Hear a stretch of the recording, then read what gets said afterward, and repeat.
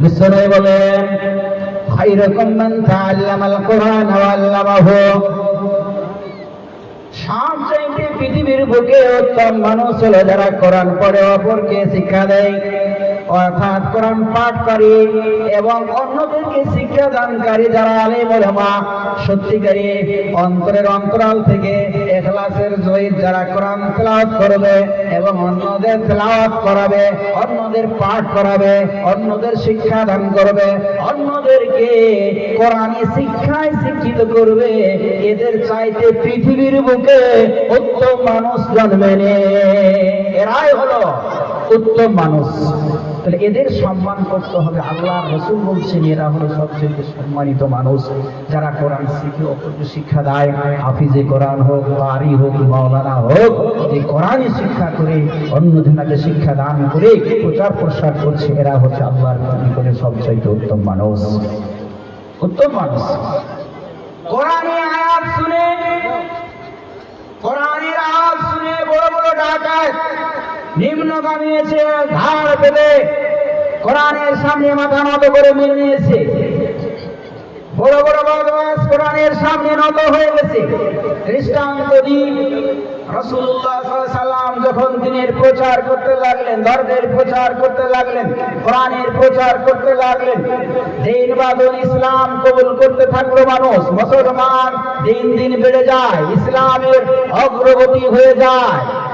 কাফেরদের পক্ষ থেকে নানা রকমের বাধা বিঘ্ন, অনেক রকমের মানা।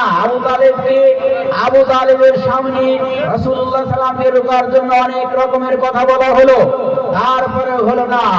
চতুর্দিক থেকে চেষ্টা করার পরও রাসূলুল্লাহ সাল্লাল্লাহু আলাইহি সাল্লাম কোরআনের প্রচার করা ছাড়ছেন না। এমনকি মক্কার মানুষের পক্ষ থেকে এটাও কিন্তু অফার দেওয়া হয়েছিল রাসূলুল্লাহ সাল্লাল্লাহু আলাইহি সাল্লামকে, ধর্ম প্রচার করা ছাড়েন, ইসলাম প্রচার করা ছাড়েন। আপনি যদি একটা আমাদের দেশের মধ্যে সবচাইতে রমণী সুন্দরী রমণীকে বিয়ে করতে চান তো বিয়ে দিয়ে দেবো, কিন্তু আপনি ধর্ম প্রচার করা ছেড়ে দেন। আপনি যদি রাজত্ব চান তবে রাজত্ব দেওয়া হবে, আপনি যদি চান রাজত্ব দেওয়া হবে, আপনি যদি বেশি ধন সম্পদ চান ধন সম্পদ দেওয়া হবে, কিন্তু আপনি এই দিনই প্রচার করা ছেড়ে দেন, এই কোরআনের প্রচার করা ছেড়ে দেন, তাহলে আপনাকে দেওয়া হবে। রাসূলুল্লাহ সাল্লাল্লাহু আলাইহি ওয়াসাল্লাম বলেছিলেন, আমার হাতে যদি এক হাতে চন্দ্র এবং এক হাতে সূর্য দেওয়া হয় তবু আমি সত্যের বাণী প্রচার করা আমি ছাড়ব না। সত্যের বাণী প্রচার করা ছাড়ব না। দুনিয়ার দাম তার কাছে বেশি নয়, দুনিয়ার মূল্য তার কাছে বেশি নয়। দুনিয়ার সোনা দানা বলি মুক্তা, দুনিয়ার যাবতীয় জিনিস দিয়ে দেওয়ার পরে রাসূলের কাছে দুনিয়ার কোনো দাম নাই, মূল্য নাই। সত্যের বাণী আমার কাছে আল্লাহর পক্ষ থেকে এসেছে, আমি সত্যের বাণী দুনিয়ার বুকে আমি কি করব, প্রচার প্রসার করে দেব। এটাই ছিল তার লক্ষ্য। এই লক্ষ্যকে রেখেই তিনি দিনের প্রচার করে দিয়েছেন। কোনো মতি হচ্ছে না, হাজরা তোমার দেখলো যে কোনো মতি তো পারা যাচ্ছে না, দেখি আর কিছু করা যাবে না, আমি দুনিয়া থেকে বিদায় করে দেবো। একটা তরবারি কে কি থেকে নিয়াম থেকে খাপ থেকে বের করে উলঙ্গ তলোয়ারকে নিয়ে বাড়ি থেকে বের হয়ে গেল। যে বিশ্বনবী অর্থাৎ মুহাম্মদকে দুনিয়াতে রাখবো না, না থাকবে বাস, না বাঁচবে বাসিনি, অর্থাৎ মুহাম্মদকে দুনিয়াতে বেঁচে রাখবো না। ওমর বাড়ি থেকে বের হয়ে চলে যায়। রাস্তাতে হযরত নাঈমের সঙ্গে দেখা হয়। হযরত নাঈম বলছেন, ওমর তুমি কোথায় যাবে? হযরত ওমর বলেন যে মুহাম্মদকে দুনিয়াতে রাখবো না, এই ধর্ম প্রচার করা ছাড়ে না, বাপ দাদার ধর্ম মিটিয়ে দিল, মুহাম্মদকে দুনিয়ায় রাখবো না। হযরত নাঈম বলেন, আপনি কি খবর রেখেছেন আপনার বোন এবং আপনার বোনাই, অর্থাৎ আপনার বহনও আপনার দুলাভাই উভয়ে মুসলমান হয়েছে, আপনি মুহাম্মদের কাছে না যে প্রথমে আপনি নিজের বোনের খবর নেন, নিজের দুলাভাইয়ের খবর নেন, মুহাম্মদের খবর নিয়ে না নিয়ে নিজের বাড়ির খবর নেন। ওমর নবীর দিকে না গিয়ে নিজের বোনের বাড়ি ফাতেমার নিজের বোনের বাড়ি চলে গেলেন। নিজের বোনের বাড়ি দিয়ে বাইরে থেকে উচ্চ আওয়াজে আওয়াজ, উচ্চ শব্দে আওয়াজ, এমন ভাবে গর্জে আওয়াজ করলেন মনে হচ্ছে কিছু রাখবে না। খাব্বাব রাদিয়াল্লাহু তাআলা সেখানে কোরআন পাঠ করছিলেন। খাব্বাব রাদিয়াল্লাহু তাআলা আনহু তাদের কোরআন শিক্ষা দিয়েছিলেন। খাব্বাব রাদিয়াল্লাহু তাআলা আনহু ওমরের ভয়ে একটু লুকিয়ে গেলেন। দরজা খোলা হলো, হযরত ওমর প্রবেশ হয়ে যায়।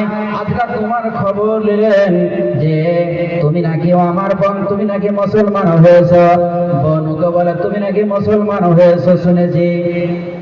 এবার কিন্তু নিজের দুলাভাইকে ইচ্ছা মতো ফিরতে আরম্ভ করলো, ইচ্ছা মতো মারলো। হযরত ওমরের বোন সহ্য করতে পারল না, সহ্য করতে না পেরে নিজের স্বামীকে ছোড়ার জন্য নিজেও কিন্তু লেগে গেলেন। ইতিমধ্যে দুজনকে মারতে মারতে অর্থাৎ তার দুলাভাই এবং বোনকে অনেক প্রহার করলো। প্রহার করতে করতে করতে হযরত ওমর যেন তার মধ্যে ক্লান্তি বোধ এসে গেল যে এত মারলাম, এত মারলাম, এরপরে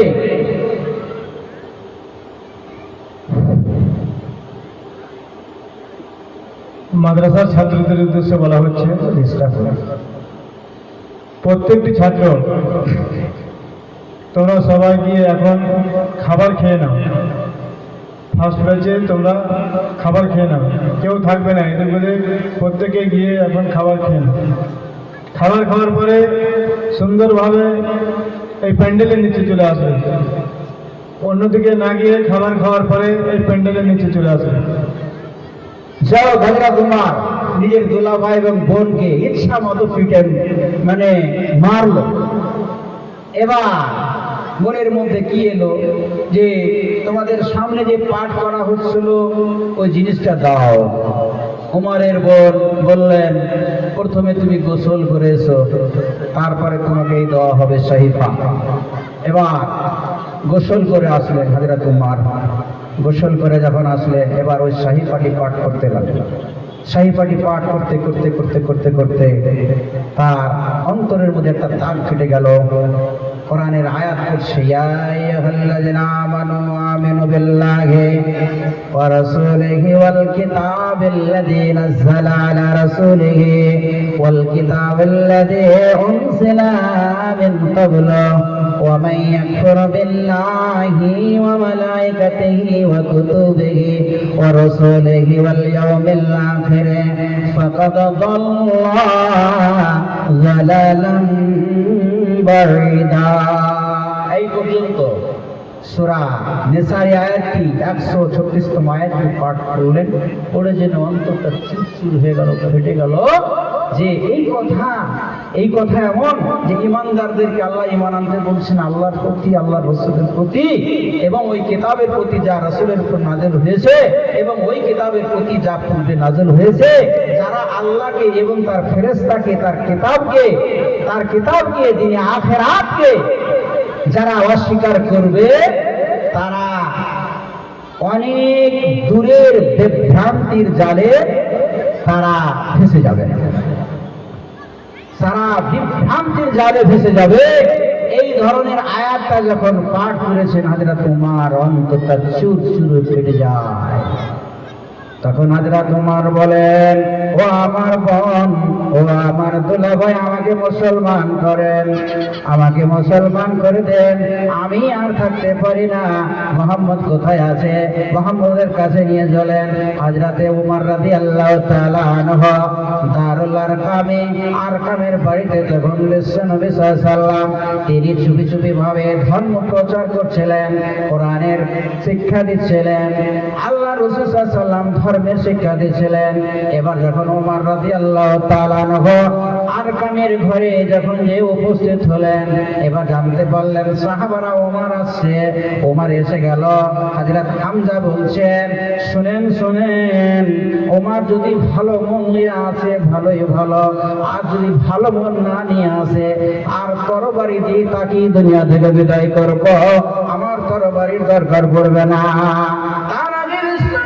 সাল্লাল্লাহু আলাইহি সাল্লাম তিনি দোয়া করেছিলেন ইসলামের মদদের জন্য, ইসলামের সহযোগিতার জন্য। ও আল্লাহ, ইসলাম প্রচারের জন্য শক্তির দরকার।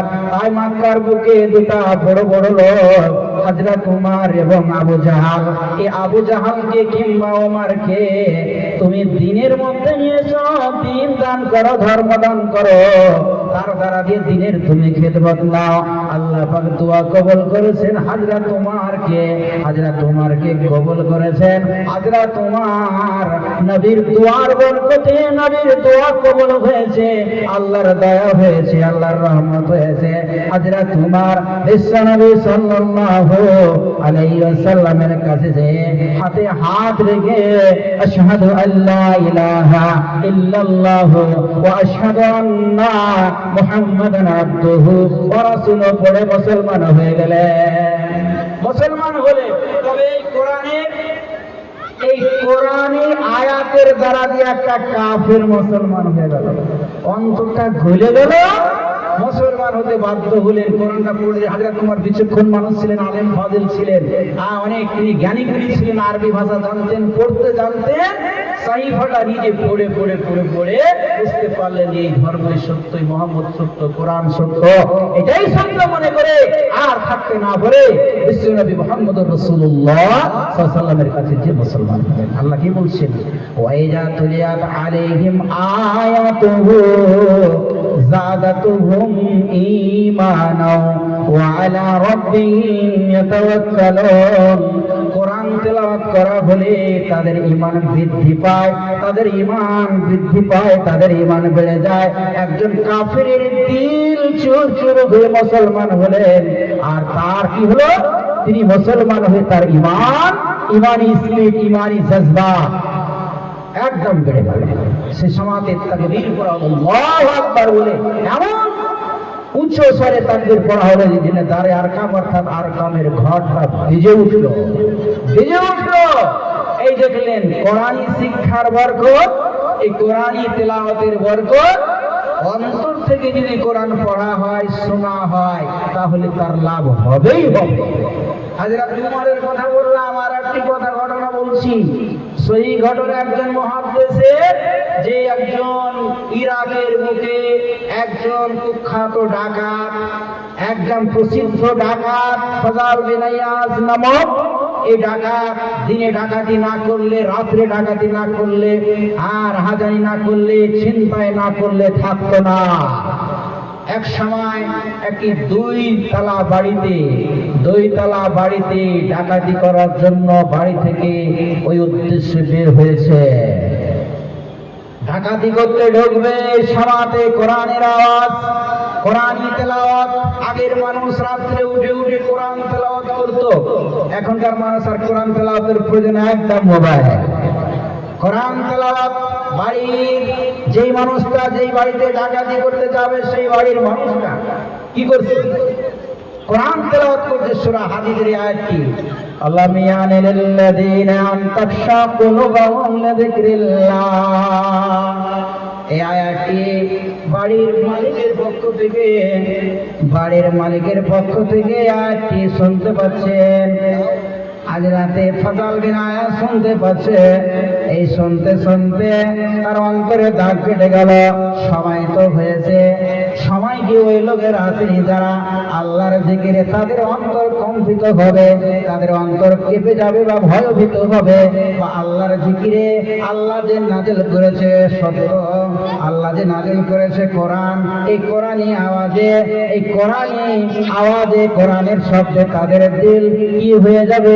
ডরিয়ে যাবে। এরকম কি সময় আসেনি? ফজল বিন ইয়াজ বলছেন সময় এসেছে। পার্শ্বে যে অজর নয়নে কাঁদলেন, মুসলমান হয়ে গেলেন, ভালো হয়ে গেলেন। বাকি জীবনটা তিনি একজন আল্লাহর ওয়ালি হয়েছিলেন, মুহাদ্দিস হয়েছিলেন।